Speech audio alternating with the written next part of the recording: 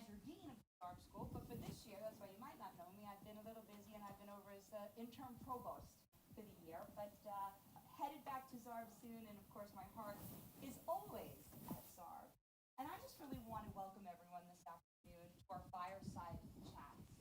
You know, events like this really underscore the Zarb experience. We have an amazing alumni network who remain engaged with our school and truly care about our students. And Brian Lessig is the epitome of that network. He is an incredibly successful alum whose background you will learn about shortly from Dean Viswana, and who is generously sharing his time and expertise with us today, as well as his experience and insight as you navigate your own path. I encourage you to take advantage of this opportunity and ask him questions. He sat where you are sitting and leveraged his Zarb to feed his own career. Listen to his advice and learn from his mark. You'll be better for it. But what is even more special about today's event, and really underscores our core value of the Zarb School, is the close connections our faculty form with our students. And this one has lasted decades. Professor Eugene Maccarrone has been one of our most accomplished and dedicated faculty members over a distinguished career at Hofstra. An alum himself, he has served in many leadership roles for our school and our university. But the one role he truly excelled in, that of professor. Brian was actually his teaching assistant. He was an undergraduate student, and their friendship has lasted throughout all these many years. And that is what Zarb experience. The connections faculty and students make far beyond 4 years we're here on campus. They truly can last a lifetime. Our faculty care themselves. They have dedicated their life's work, sharing their expertise and helping their students achieve goals. And Professor Maccarrone exemplifies that everything he does. And I am so thrilled to be here to learn from Brian, enjoy a lifelong friendship with a professor and a student, and to experience together values of Zarb education. So on behalf of the university and especially the Zarb School and all of us here, we want to thank both Brian and Professor Maccarrone for being here today. I know we are all extremely grateful for the opportunity and are looking forward to a great discussion. Thank you.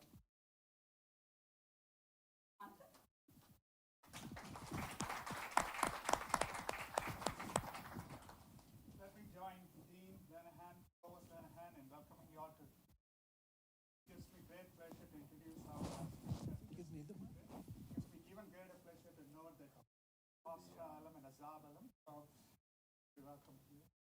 Brian Lessig is a managing director, advisory focused on mergers and acquisitions and capital raising for Rockefeller Capital Management. Lessig was founder and president of Grace Bay Ventures LLC, an advisory, consulting, and investment firm focused primarily on the financial services, sports, entertainment, healthcare, technology, and blockchain.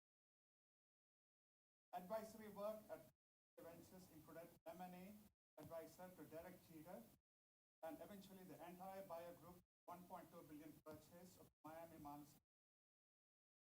Lessig co-founded multiple businesses and served in leadership roles in financial services, technology, and medical device industry.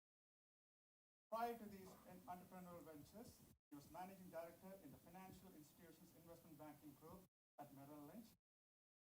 Worked as an auditor and Ernst. Lessig graduated summa cum laude, the BBA in accounting from Hofstra University, and earned a distinction from the Kellogg School of Management at Northwestern University. Please join me in welcoming Brian to our event. So, I'll hand it over to you, and we look forward to an interesting and important conversation. Thank you, KG. It's on. Brian, thank you for coming back to your alma mater. Welcome. You're always welcome here, and it's been a joy being your professor and then our many years of friendship. I normally, at some point in the classes that I've taught over the 40 plus years that I've been teaching here, ask my business students, what is the purpose of business? And I'm inclined to ask you guys, okay, just in case you never had me, but I won't put you on the spot. Invariably, my students get this wrong. Invariably, my students will say something like, the purpose of business is to make money. That's incorrect. We have a social system that has adopted an economic system as part of it, wherein the purpose of business and the right to do business has everything to do with the provision of goods, services, and other transactions to the society that needs them, the society that wants them, the society that wants to enjoy them. So where does the money come in? Well, you've heard of the profit motive. The profit motive is the incentive in a freedom-based society to encourage, incentivize people to go out and produce goods, services, and other transactions. So I try to impress that on students because it's not all that obvious, and when you consider the financial pressures for success, making money certainly is a good thing. But where does it fit? Brian exemplifies the values that have made this country successful, the values that respect what the purpose of business is. Now, he's in the capital sector as opposed to the labor sector or whatever, all right? But the capital sector is a critically important part of the economy. Without capital, we can't build the facilities that we need to get the economies of scale that would get us to be able to afford a house, an education, a computer, a car, food, whatever. Brian understands very, very well this perspective. He understood it as a very young person. He understands it now. I think his success is predicated largely on it. And in sum and substance, find something you love, do it with all your heart, provide those goods, services, and or other transactions. The money will come like a tail on a dog. So Brian, I'd like to turn this over to you and start to share how you started and how you proceeded to get to where you are. Sure. Thank you, Gene. It took me over a decade to call him Gene. He insisted from the time that I graduated that I call him Gene, and it took me a full decade to change from Professor Maccarrone to Gene. But first and foremost, before I start, I do want to thank Gene for decades of being my professor, being a mentor, being a dear friend to myself and to my family. It's been one of the true treasures that has come out of being here at Hofstra, amongst many other things. So how did I get started? I grew up on Long Island in Valley Stream, came to Hofstra in 1989, and I knew kind of from the beginning that I wanted to start out in accounting. And I knew Hofstra had a great accounting program and was going to give me a great foundation for going forward. I had a good work ethic, and it was instilled in me by my parents, and in particular my father, and we may get into that a little bit. But I tried to find something that I enjoyed doing. I was great with numbers. I loved math. A lot of other things I loved, but I was particularly good at that, and I was very interested in business. So I spent 4 years here. I actually didn't live here. I actually lived at home, but I made it a point to get very involved in the school, a lot of different activities, and tried to immerse myself amongst the entire community. And so I graduated in '93. I started out at Ernst & Young. I spent 4 years there. I initially split time between information systems auditing and financial auditing, and eventually gravitated toward financial audit, and in particular in financial services. And then I reached a point in my career where I got a little frustrated with the fact that accounting is a phenomenal profession to be in, and for a lot of people, it's a great life's work. But I wanted to be more on the business side of things, and I would go into these audits, and all I was doing was validating the decisions that were made, the strategies that were employed, and did the numbers reflect what those decisions were and what those outcomes were. And I really wanted to navigate a little more toward being on that side of making the decisions and or advising on those decisions. So that's what motivated me to go to business school. And I remember, my parents did not go to college. I remember calling my dad and telling him, I'm gonna leave Ernst & Young, I'm gonna quit, and I'm gonna go to business school. And he almost dropped the phone. And he said to me, what are you talking about? Like, you're on a track to be a partner. I'm like, Dad, I've only been here 4 years, right? And I said, look, it's not what I want to do with the rest of my life, right? And it's really important, I think, for all of you as you're sitting out here, and as either you've figured out what you'd like to start doing after school, or you're still trying to figure it out, ultimately, you need to pursue something that you're really going to love doing.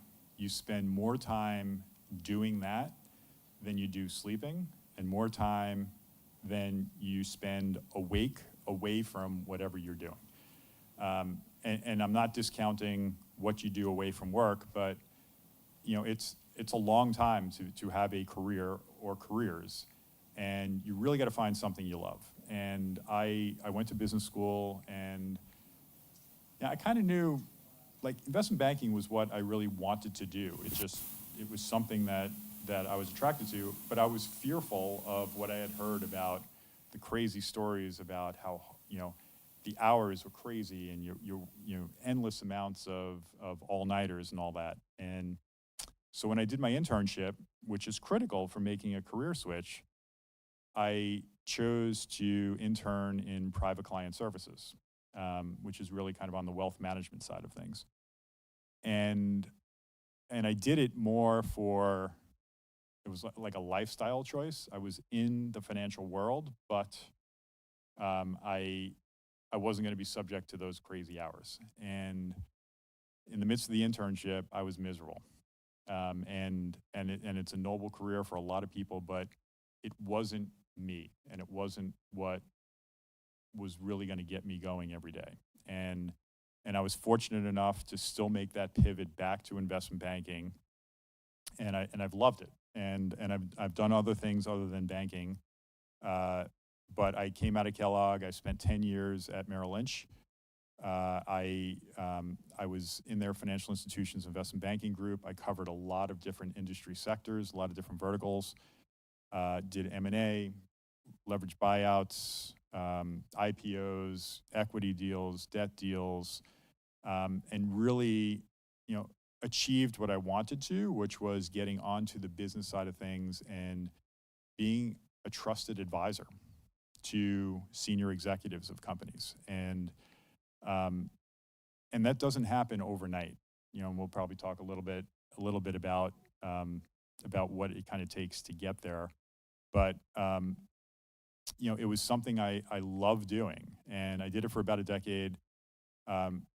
And then you fast forward at that decade point was when the financial crisis hit in '08, and Bank of America took over Merrill Lynch, and I left shortly after B of A took over. And I did something that I never thought I would do, which was I became an entrepreneur. And the world was falling apart, and here I was at Merrill Lynch. My career was going great. I got promoted to managing director as quickly as one could, and never envisioned that I'd be out on my own. I just kind of figured I'll be at Merrill Lynch for another 5 to 10 years, and then I'll jump over to a client and be one of the top 5 executives there, and life will be grand. And that's the thing about life, is a lot of times it kind of serves you these curveballs, and you got to deal with it. And So what I decided was the world was falling apart, and if there was ever a time to actually try something different, this was the time. And so I embarked on, I didn't imagine it was going to be another decade, but I spent a decade starting a couple businesses, mostly in the financial services space. I was also CEO of a startup technology healthcare company that had to do with eye tracking and identifying concussions. It was working with one of the top brain neurosurgeons in the country. And I got that job and that opportunity through relationships I had at Merrill Lynch, people that had left Merrill Lynch and were working for a family office where that opportunity had come up. So did that, failed at some businesses, succeeded at some. 90% plus of the businesses that are started in this country fail. And so, you know, life is not going to be this perfect road that you drive on. And I dabbled in other things too. I did some fundless private equity sponsored deals, and I kept my toe in the advisory world. And the way I kept my toe in that for two of the more prominent transactions that I worked on was based upon keeping up with relationships and networking. So my first boss at Merrill Lynch, he had risen up to president of Merrill. He left shortly after B of A took over. He ran Morgan Stanley's wealth management business. He left there. He was on his own. I'd reached out. I was just networking and looking to get together with him for a coffee. And it took a while to try to get it together. And then all of a sudden I got an email from him one day and he said, you know, are you free these days? And I turned to my wife and I'm like, it's kind of an odd way for Greg to kind of ask, you know, if I want to get together for a coffee. And it turned out, I said, yeah, I said, you know, I'm free these days. I said, I got some things going on, but I got a fair amount of flexibility in my schedule. He's like, great. He's like, there's a breakfast meeting at the Core Club day before Thanksgiving. And this was 2016. He's like, if you're not conflicted, I'll see you there. So I show up at the Core Club at 8 a.m., day before Thanksgiving. And who walks through the door but Anthony Scaramucci? And he looks at me and I look at him and I'm like, I know you. And he's like, I know you too. We had golfed together like 7 years prior at an asset management offsite that we had at Merrill Lynch. And he wanted to sell his company, Skybridge Capital, to go into the White House because he had helped Donald Trump on his campaign. And he wanted to do the right thing and he wanted to sell his company before going into the White House. So we worked endlessly on that for 7 straight weeks and got it announced a couple days before inauguration. And then it turned out there were a lot of internal political things that went on within the White House. And you know the story, he was there for 10 or 11 days, depending on your count. And while we were working on that, Greg said to me, when we're done with this, you and I are going to help Derek Jeter buy a Major League Baseball team. And as a lifelong Yankee fan, and Gene and I shared a lot of times together talking about the Yankees, and we've gone to some Yankee games together. I kind of took the cell phone and I pulled it away, and I'm like, did I actually hear that? I didn't even know that Greg had a relationship with Derek. So we ended up, the two of us and one other colleague, we helped Derek identify a team, which was the Miami Marlins. We helped to put together the investor group, raised about $800 million across 18 individuals and represented that entire group in the purchase of the Marlins. That ended up opening the door to a lot of sports advisory work.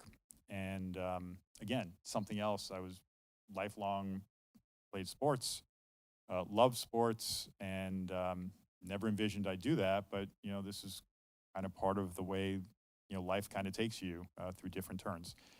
And then about a year later, I joined Rockefeller. Greg asked me to join to kind of help build out what we call a strategic advisory effort, which is a fancy name for investment banking.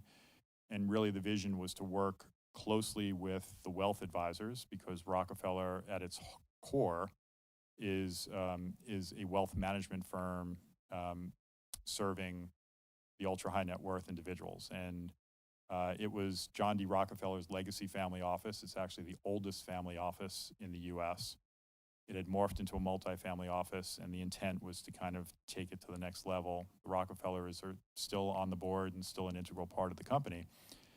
And, you know, so we saw an opportunity that really was not capitalized on at the bigger banks, which was you have all these wealth advisors that have phenomenal relationships with entrepreneurs, with senior executives, and there was no collaboration with the banking side, and so we were small, and we're working on really trying to capitalize on those opportunities, and it's been tremendously successful so far. And I keep my toe in the sports advisory world, and have worked on a variety of other opportunities there. So hopefully that's a little bit on the kind of path over the past couple decades. Take a look at the person to your left or right or both. Yeah, when I was in college here, I looked around at the schlub next to me in class. But everybody became somebody. See, that's the thing. Brian's talking about networking and, how these paths kind of find themselves. It's kind of like, a stream, it'll cut into the rock, whether the rock wants it or not. The stream's going to move on. And, there's great value in planning and trying to make contacts, but a lot of it kind of just happens depending on your position. I don't know, we're going to have plenty of time and opportunity for you to ask Brian questions, but one of the questions you might have, which has come my way many times over the years with students in my office, is, why did you leave accounting? Because I started as a CPA. I was also with what we used to call Ernst & Ernst. Now you guys call it EY if you're in accounting. And so I got in that, and similar to Brian, although not with all this success, I stayed here, no. Why did you get out? Did you not like it? I think that's not really the question. Some people can stay in it. When I left Ernst, they said to me, you'll be a partner, where are you going? And it wasn't for me. But my real response to students who ask that question is, I never really left accounting, I built on accounting. And I say that to those of you who might still be thinking that you gotta decide now, at age whatever, 21, 22, 19, whatever it is, with your whole life ahead of you, that you have to make a decision. And again, maybe there are family pressures, maybe there are financial pressures, I need a return on investment, et cetera, et cetera. But again, the money will come. I don't know any students from Hofstra that come to mind that are not successful. The question is a degree of success. But this idea that you choose something and give it your best shot and then build on it and plan to navigate. I had an opportunity to go into sports as well. The American Baseball League offered me a job back in the 1970s. I refused the job because I didn't have my CPA, and you needed experience back then to get the CPA. But countless people that I know said to me, how could you, as a sports lover, particularly a Yankees lover, okay, how could you decline that job? I said, it wasn't the opportunity for me at the right time. When the Derek Jeter deal came along, I doubt that Brian, and again, Brian's going to speak for himself, he's articulate now, but Derek Jeter, Hall of Famer, what's the chances that you sitting there can think that you would do the equivalent of that? But it can come your way. It can come your way. One last thing I just want to say before we go. You guys have been in school at a time that is it's among the most difficult times that we've ever had as a country. You will talk about this like people talked about during the Depression, and I remember where I was when Pearl Harbor was bombed, and I know where I was when Kennedy was shot, and I know where I was when 9/11 caused all those problems. This pandemic will pass, and you guys are tough. All those masks sitting out there, hopefully this is coming to an end, but you'll always remember that I was resilient. You'll tell your grandchildren about this. and you'll also tell them about your successes. So I'd like to open it up to questions for Brian about how he navigated. Can I make one comment just before we open it up for questions? So Gene was just talking a lot about successes. I want to talk for a moment about failure. And I guarantee you, looking out at all of you, you're going to have a lot of success. You're also going to have failure. There is hardly anyone I know that I've encountered in my professional career that has not had to deal with failure.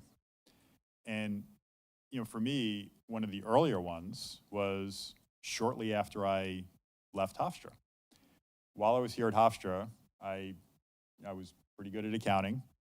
And Dr. Palomini, I'm not sure if some of you still know him, but he said to me, hey, Brian, when you graduate, if you want to teach at night, let me know. And, I was feeling pretty good about myself. I took the CPA exam, all 4 parts, while still in school. I passed all 4 parts with flying colors. And, I had great admiration for Gene, for Dr. Palomini, Dr. Slavin, and many others that taught in the evenings to prepare people to take the CPA exam. And I'm like, yeah, I could do that. I'd love to do that, right? So I'm at Ernst & Young, and my first class was in front of probably more people than are sitting here. It was probably in excess of 100 people. And I didn't prepare for that lecture. It was a 3-hour lecture. I did not prepare for that lecture as if it was going to be a lecture. I prepared for it as if I was taking the CPA exam, and I bombed miserably.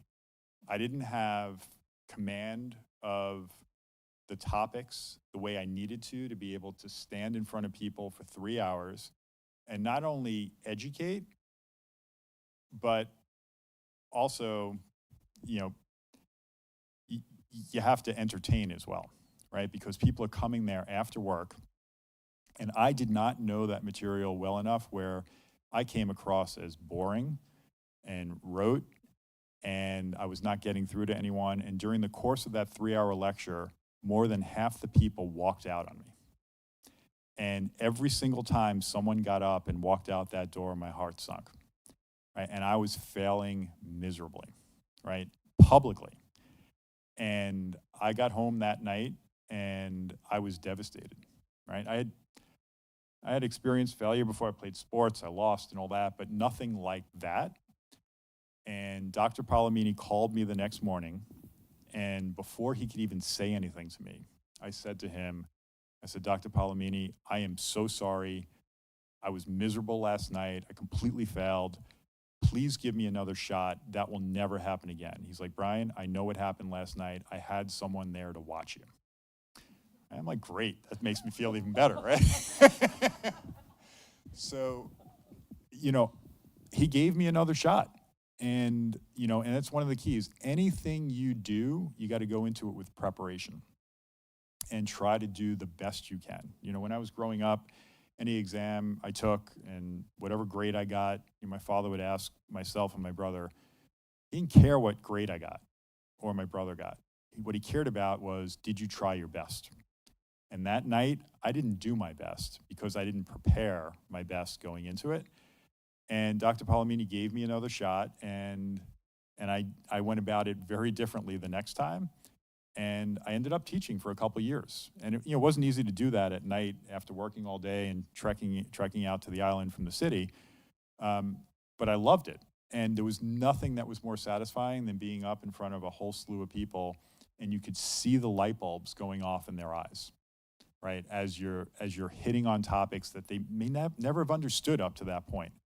But, you learn, and I've said this endlessly, you learn more from your failures than you do from your successes. You should never be afraid to fail. What matters is how do you deal with that failure? And does that make you a better person? And does it set you up for something else better down the road? I've had plenty of other failures, right? I mean, to be perfectly honest, like I said, I left Merrill Lynch after B of A took over. I got laid off. I was a young MD, I was an expensive MD, and they laid off tens of thousands of people because they had to. And I didn't know what I was going to do with my life. And And that's when I was like, well, I'm going to try something different. And, what's interesting is most investment bankers, they never step outside of investment banking. And I spent a decade literally sitting in the seats of the people that I'm now advising, right? And that's a perspective that most bankers don't have, and it enables me to really connect with a lot of these entrepreneurs. And so, life didn't perfectly pan out the way I thought it was going to, but, as Gene alluded to, there were opportunities that came along just by virtue of where you were at the right time, the right place, and taking advantage of those opportunities and getting outside of your comfort zone. That's important too. I got outside my comfort zone when I went down the entrepreneurial route. I had never done that before. It's hard. Being an entrepreneur is really hard. And, and for all the entrepreneurs that make it, I can't tell you the amount of respect I have for them, because most of them struggle endlessly in the beginning. It is not easy to build a business at all. So just keep that in mind going forward, that it's okay to fail, right? And it's just, you got to be resilient, and you got to bounce back, and you got to figure out, how to move forward from that point on. Questions, don't be shy. There are no dumb questions. I have a few dumb answers, but you got to give me that chance. Anybody? Yes, Miss, what's your name? Savannah. Savannah. Talk about getting out of your comfort zone.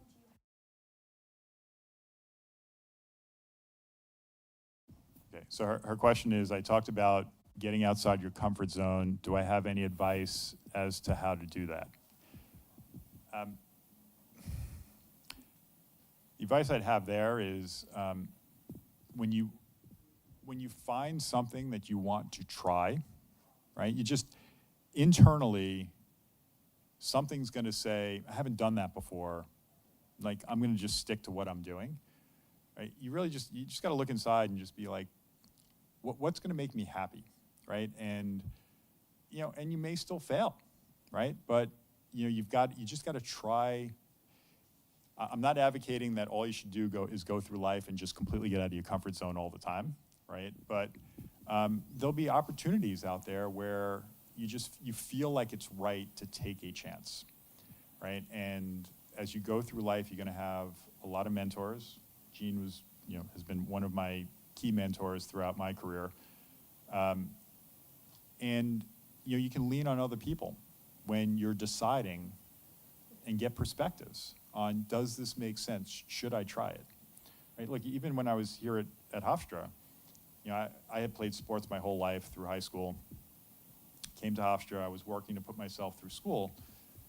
I wanted to play baseball. I didn't have 50 hours a week to play, so I didn't do it. And so I went through my first 2 years, and there was a huge void in my life because I loved competing, and I wasn't playing a sport. Right, and I felt like that was really missing. So I was telling Gene at lunch, my spring semester of my sophomore year, I sought out the golf coach, and I was like, well, I could play golf. It's 10 to 15 hours a week. I could deal with that while I'm working and all that. And I sought him out, and I said, hey coach, I'd like to walk onto the team in the fall. And he looked at me and he said, how long have you been playing golf? I said, about 3 weeks. And he just he laughed at me, and he's like, don't even bother coming out. And that's all I needed to hear. And I worked my tail off the rest of that spring and that summer, and I taught myself how to play golf. I'm a lefty, right? And you watch pro golfers on TV, most of them are righties. So what did I do? I sat on my living room floor, and I had my feet facing away from the TV, and I held up a mirror. And all those righty golfers turned into lefty golfers. And so I literally watched professional golf tournaments, holding a mirror. I looked like a crazy person, but it helped me to learn how to play golf. Because the golf swing is not a baseball swing. And when I started out, I had a baseball swing for golf, and I had a huge slice. And I walked onto the team, and I made it. And I wasn't the best guy on the team, but part of it was, he laughed at me. and he told me not to come out. And that's all I needed to hear. And I'm like, well, I'm going to make the team because you said that. And it was, and it got me out of my comfort zone, right? And so it wasn't like I intentionally thought about, I'm going to take myself out of my comfort zone.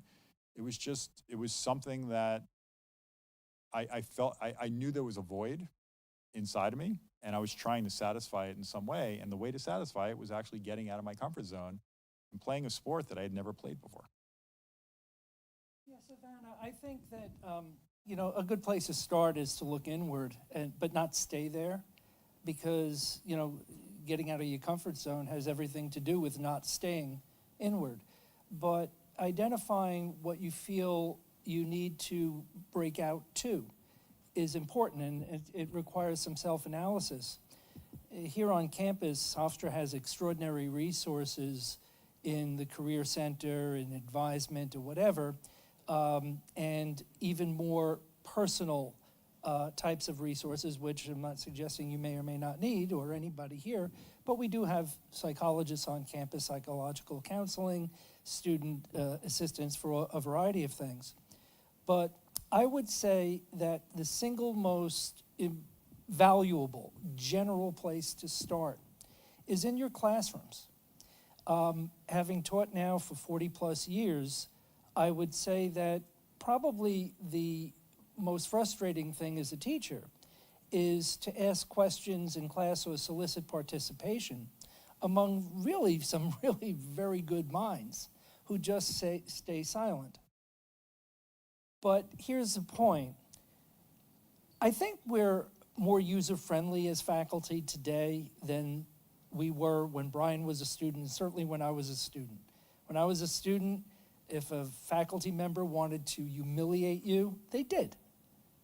They wouldn't get away with it today. But there's no safer place I can think of. Even if you have a professor that is really doing inappropriate things, saying inappropriate things, if you can find such a professor today, even in that class, speaking up and getting used to speaking up, modulating your tone, speaking loudly when the room requires it, speaking softer when the room allows for it, trying to connect, not being afraid to fail or make a mistake. Get it out now. Conference rooms in business aren't that friendly sometimes. And I've seen this in my law practice, counseling clients over the years, in my accounting practice, counseling clients and working with clients. I once experienced somebody getting fired for what he said in a conference room. That was inappropriate, by the way. That was back in the 1970s. I hope things have changed in that regard. That person should not have been fired for what he said. But he was a young person and really did say something he shouldn't have said. And the chair of the board of the directors and CEO were in the room at the time. But get that out now. I mean, if that's your problem, if that's your issue, it ain't gonna get easier. It's like I've heard students say, I'm gonna quit smoking when I graduate. Yeah. You think the pressure's bad now? And thankfully, hardly any of my students smoke anymore. That's a great thing. But seriously, look inward, try to identify what your issues are. To the extent that there are resources that can help you, seek them out. Don't be afraid. I think Brian's advice on getting a mentor, preferably somebody outside of your circle, not a family member, somebody who you can connect with and getting that person to assist. I've had a number of mentors in my life, and each one has been extremely valuable. But you will definitely work this through. The question is when. The other thing you should be mindful of is, while you're here at Hofstra, take advantage of the professors, right? And most of the professors probably don't want me to say this, right? Because you'd be in their offices left and right. But, for me in particular, when I was here at Hofstra, a lot of the accounting professors, they also worked in the real world. And I don't mean that pejoratively, but there's so much you can gain outside of the classroom just by picking people's brains, whether it's friends of yours, colleagues of yours in class, and professors. You know, and as Gene's teaching assistant, I spent countless hours sitting in his office, and Gene can tell stories. And Still trying to catch up on my work because yes, of that. and he tells a lot of stories. But you know, looking back on it, he was teaching me how to be a business professional through those stories, and it was just stories about things he encountered in his career, and experiences that he went through, and successes he had, and failures he had, and we enjoyed just talking a lot, right? And I was learning a lot without even realizing it, right? So, you know, you don't always have to have the exact motive for why you want to talk to a professor or to someone else. You just got to learn, right? And the learning does not end when you walk through these doors after your 4 years here. You're going to continue learning. You know, when I look at the state of the world now compared to like when I was here at Hofstra, you know, there were no, I'm going to date myself clearly, but there were no cell phones. You know, there's no showing like eye tracking machines here that can help you with behavioral sciences, and there were hardly any computers, and you know, you go to the library, you couldn't get anything really online, right? You go to the library, you took books out, right? And the world today is moving so much faster than it was a couple decades ago. And a number of the things that I'm doing now, I didn't learn it here at Hofstra. I didn't learn it at Kellogg, right? What I learned was I learned how to learn, and I learned how to think, right? And those are qualities that you take with you the rest of your life. The work I'm doing in the blockchain world, the crypto world now, you know, a lot of the advisory work I'm doing, I didn't learn that in class. You know, you learn by doing as well, but you learn how to critically think, and that's going to serve you really well going forward. Yes, sir. What's your name, please? I'm Josh. Josh. Just two quick questions. One, I don't know if you could answer, but for the first question, you mentioned blockchain a few times. How important do you think blockchain or cryptocurrency is in today's finance world? And the second question is,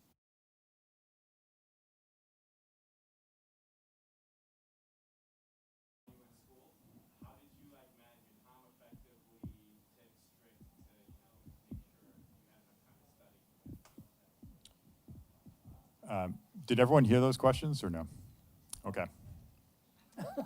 Thank you, Josh. So look, to your first question on blockchain, cryptocurrency, how pervasive is it now, and is it essentially here to stay? It's not going away. It is definitely here to stay. There are a lot of big banks that are extremely fearful of what this can do to their core business. You know, it is a much more secure way of a lot of financial transactions taking place. I think you're going to see over time, there's going to be winners, there's going to be losers. You've got federal governments around the world, the Fed here, spending a lot of time, the OCC spending a lot of time studying this and trying to understand, should we be issuing a central digital currency, right? Or is it something that we're gonna enable it to kind of develop in the private world? Yeah, I'm actually working with a company now that that has a few patents in place in this space.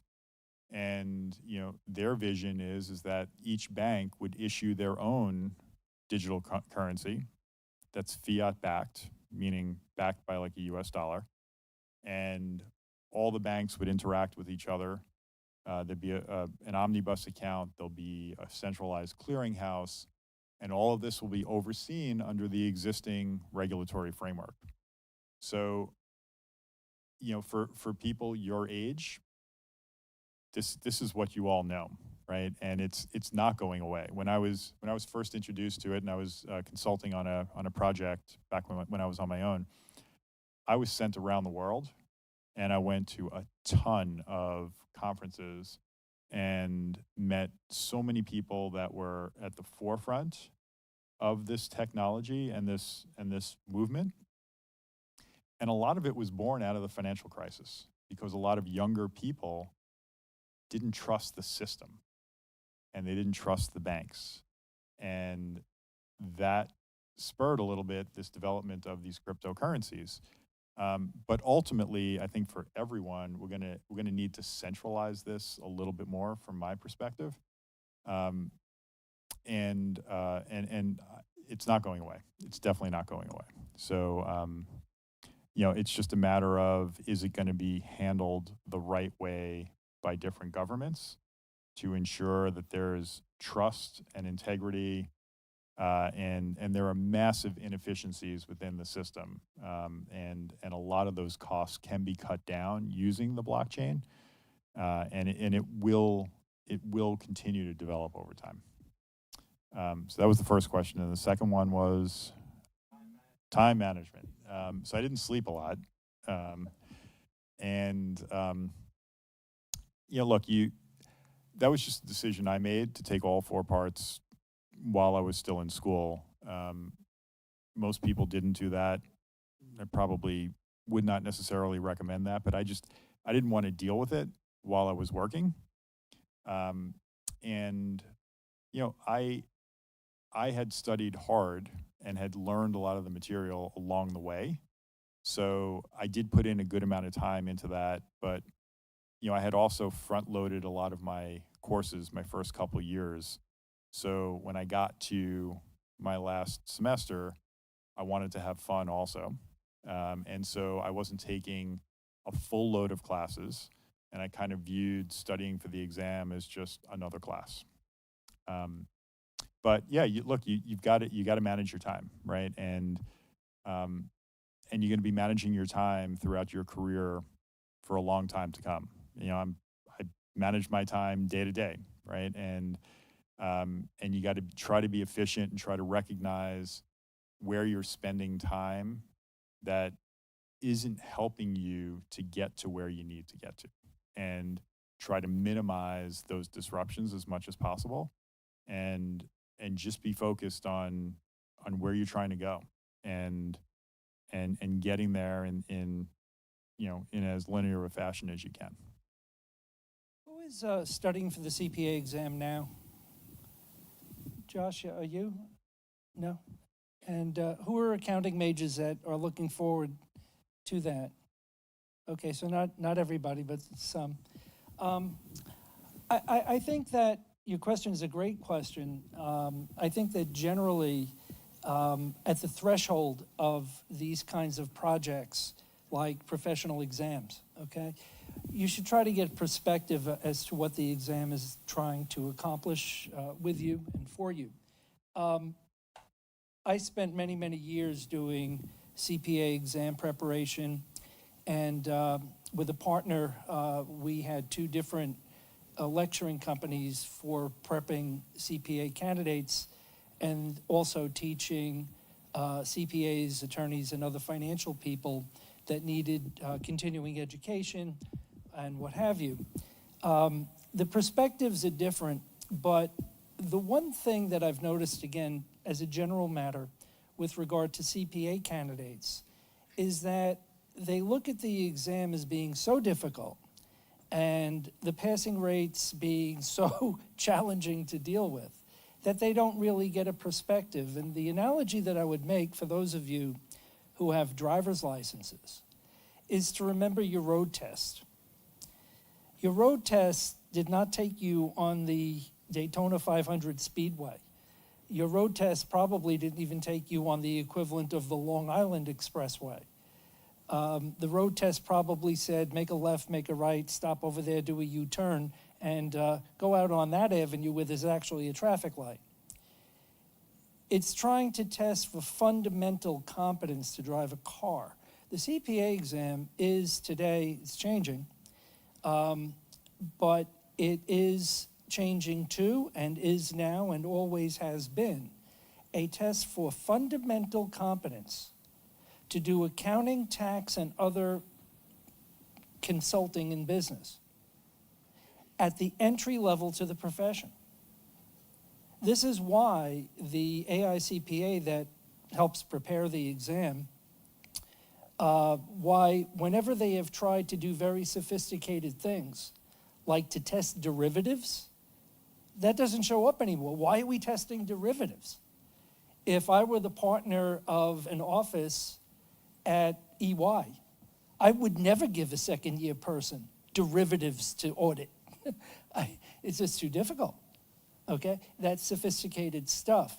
That would be the equivalent of saying, yeah, get on the LIE, and get into, the left lane and drive when you're just doing a driving test. So get perspective. Get perspective. I'm not saying to not take it seriously, but don't overdo it and cause yourself to panic, because if you knew some of the CPAs that I know and some of the attorneys that I know, you'd ask yourself, how the hell did they ever pass the test? You can do it too. Look, at the end of the day, throughout my career, nobody asked me, did I get a 75 on the exam or did I get a 98 on the exam, right? And in today's day, no one asked me, what my grades were in college. Nobody asked me what my grades were in business school, right? It's, yes, it helps you to get that initial job and maybe the job after that, but ultimately, the focus should be on really learning how to critically think and how to solve problems, right? That's what it's all about. When I started in investment banking, no one had ever taught me how to take a company public and to advise a company on that. And I worked on a couple IPOs as a junior guy, and I was fortunate to work with one of my other mentors where I was in the room all the time. And when the questions were asked, I didn't have to necessarily provide the answers, but it was by osmosis. I was put in all these situations where you kind of see what the advice is that's given based upon what the issue is at that point in time. And then before you knew it, as a vice president, highly unusual, but I was taking a firm public on my own. There was a managing director that showed up to the pitch. I basically did the pitch, but he was there to kind of be the gray-haired guy in the room. And he had never taken a firm public before. And it was in the asset management space, and he didn't know what to say or how to advise, and so he didn't even bother showing up to the meeting. So I was basically taking this firm public on my own. And when the CEOs, when we were running into, we had different issues we had to solve and things we had to work through. And what do the executives do? They turn to me. What's your advice? What should we do, right? And there was no blueprint for it, but it was all the experience that I had had up to that point, where even though I had not encountered those specific situations before, you just knew what to do because of the experience that you had. And it's much like the CPA exam, right? It gives you the core fundamentals. And any of these entry exams for law or any of the other verticals it's just the core principles. And there's still a lot to build on from there going forward. Yes. Your name, please. Lucas. So I have a quick question, I guess. How has accounting really helped you in the world of finance? Because especially with you derive a decent behavior based on the fact that you've been in a financial accountant for so many years, or is it just the fact that you've been in that industry for so long? Like, which one would you say benefits you at this point? So it helps out the accounting background helps out tremendously. When you start out in investment banking, you are dissecting financial statements, right? And I had a leg up on many other people because of that background, right? And when you're doing the modeling and you're digging into the financials and you're truly understanding what the economics are, of the business, and it enables you to really project out what you're expecting going forward. So from an M&A context, even from an IPO context, accounting is fundamental. And so as Gene had said, right, I never really left accounting. I left auditing, but everything that I learned, I still use it today, right? And it's, I find myself in meetings where, there are concepts that are thrown out, and I just know it, right? Because I've experienced it so much in the past. Does it help you to calculate a CAGR? No, that's an Excel calculation that you can easily do, but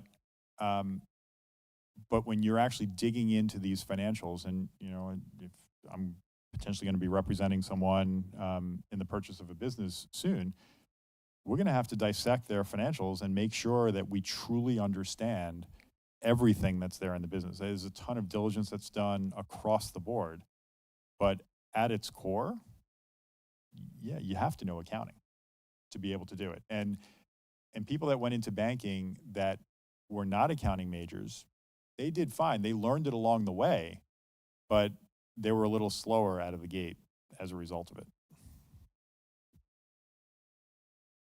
Yes, in the back. I'm a analyst. I just want to know what kind of advice you would have for aspiring analysts. Get some sleep before you graduate. So, and I view being an analyst in investment banking as it's a really hard job, right? It is, you get a lot thrown at you very quickly. It is, and at the same time, I would say it's one of the best jobs to have out of college because you get exposed to so much so fast. But it is extremely intense as an analyst. You're doing a lot of modeling. You're doing a lot of tearing apart financial statements, and you're doing a lot of grunt work, right? And so, one of the things that I think people look for is how well you pay attention to detail, because the better you are at making sure things are right and spotting where things are wrong, the more you're going to be trusted as you're going through it. But look, it's hard work. The analysts, they don't sleep a lot. I think the bigger firms have tried to get better about that. I was never an analyst. I started out as an associate because, I went into banking after business school, but the first couple of years were rough. I was working, I remember one year I worked 363 of 365 days. And I was very consistently going home between 10 at night and 3 in the morning.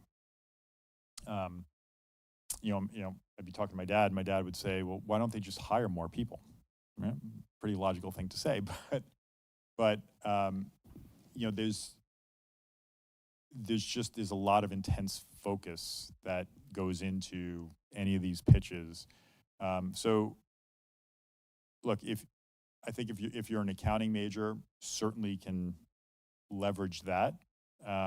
Because that is important to kind of get up to speed quickly out of the gates.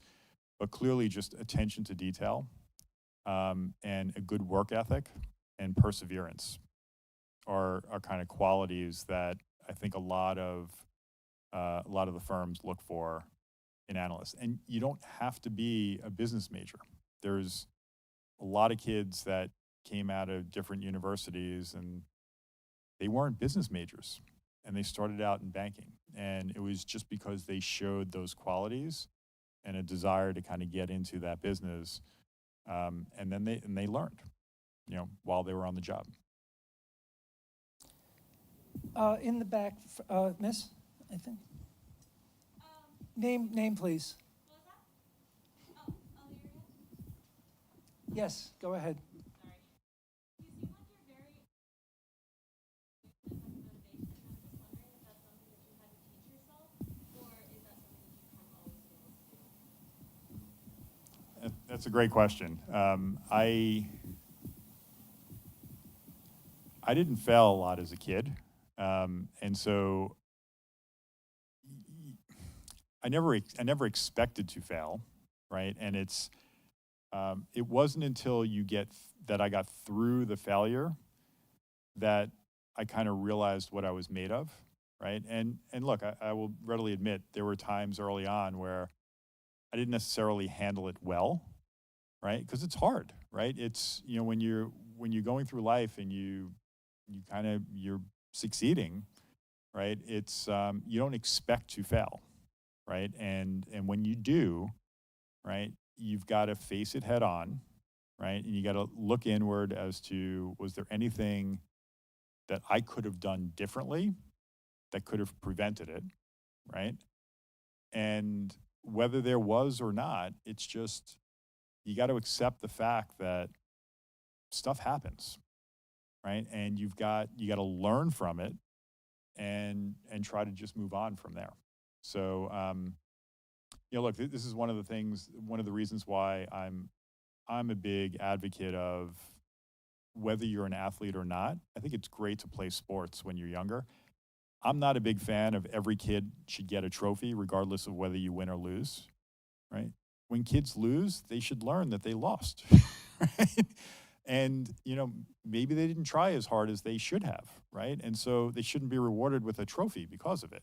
That's just my perspective, right? And I'm sure there's some psychologists that would disagree with me, but, I think I probably started to learn about failure by playing sports at a young age, right? And there's one instance in particular that I can think of where I failed miserably as a young kid, and it was Father's Day, and my dad's birthday was June 18th. So this day that we played baseball, and we were playing our arch rivals, the VFW Roadrunners, and it was late in the season, and it was my dad's birthday. It was Father's Day. My dad worked a lot. He was a blue-collar worker. This is one of the rare times that he was actually able to see me play. And I played first base, and we were winning 2-1, and it was the next to last inning. And there were a couple guys on, and there was a ground ball hit to me.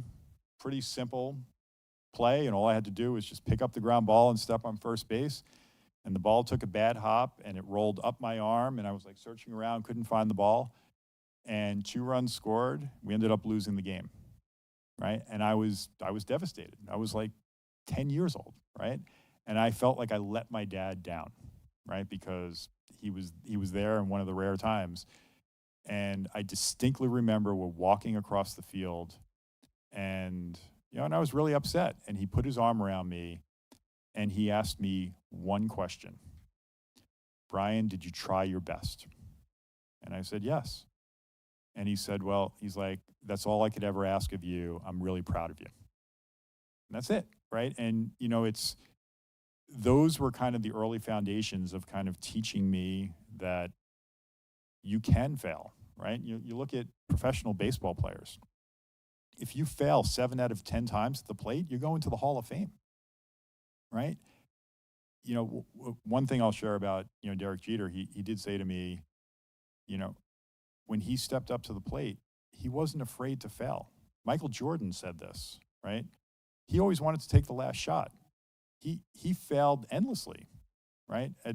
He missed plenty of shots, but he wasn't afraid to fail, right? Because he always knew there was going to be another chance, right? And it's the same with, life in general and your professional careers.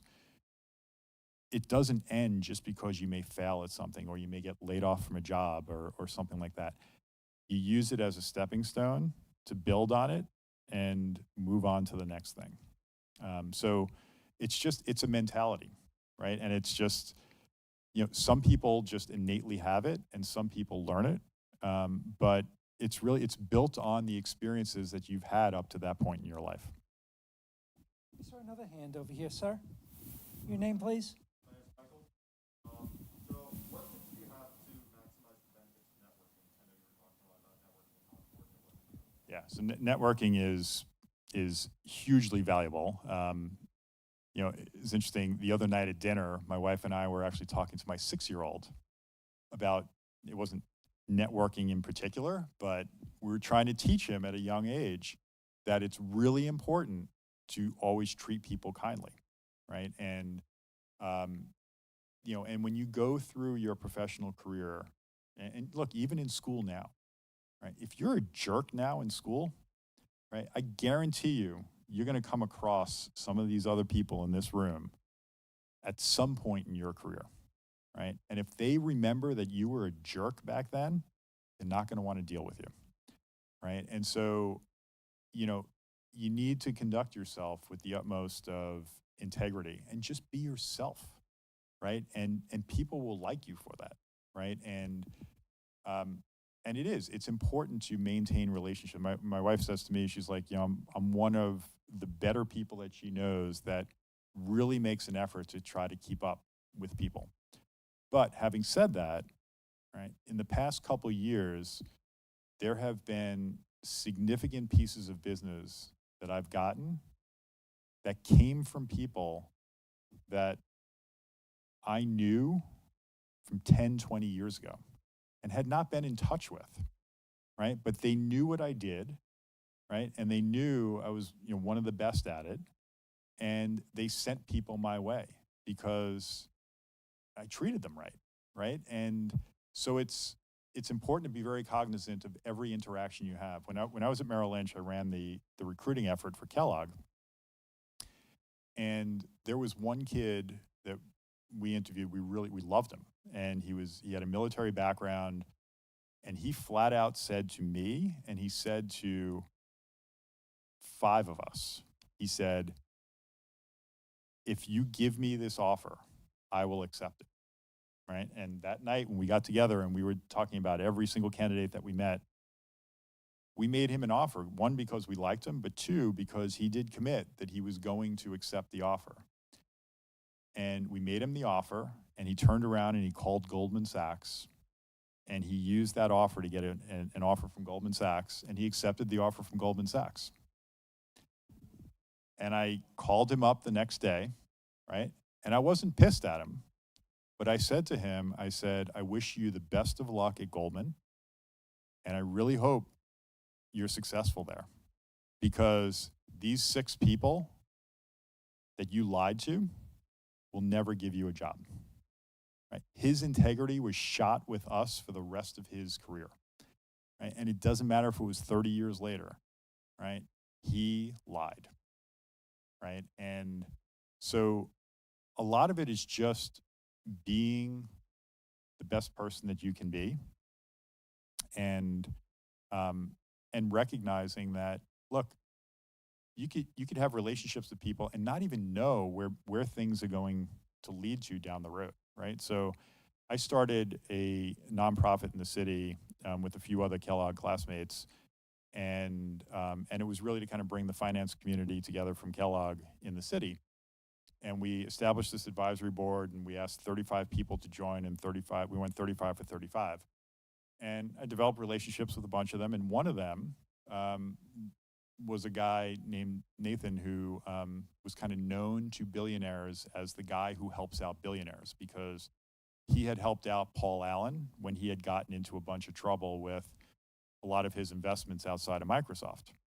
And Nathan kind of navigated his way through that. And we were working on the Marlins deal, and we were a little bit short on capital that we needed. And I called up Nathan, and I brought him into the fold, and I said, do you know anybody, right?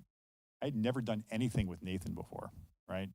He was just a nice guy. I was a nice guy. We had a nice relationship, but there was nothing business-wise that ever came out of it. And he was instrumental in bringing a party to the table that gave us the final capital we needed to get more aggressive, you know, in that deal and ultimately win that deal. Right? So a lot of times you don't even know where it's going to come from. It's, you know, and you don't have to be, a lot of people are just very tactical about it, and they're like, well, you know, this person can't do anything for me right now, so I'm not going to bother with them, right? Life is about relationships, and, you know, the more that you can be cognizant of that and cultivate that over time, it will benefit you over time. We're just about out of time. Hope Brian has a few minutes to meet with some of you personally. I guess the rest of you have classes or better places to go. When I was your age, there was a Raskella here. We used to go drink beer. I guess that doesn't happen much anymore. But really do want to thank you all for coming and thank Brian for coming back. And I hope that you'll keep this in mind, that when you go out there, that you'll come back, because this really is a family situation at Hofstra, and we need you to come back. So I thank you very much. Thank you, Brian. Thank you. Thank you, Brian. On behalf of the Zarb School, it's a small gift from us for a rainy day. Thank you, Gene. Thank you, everyone.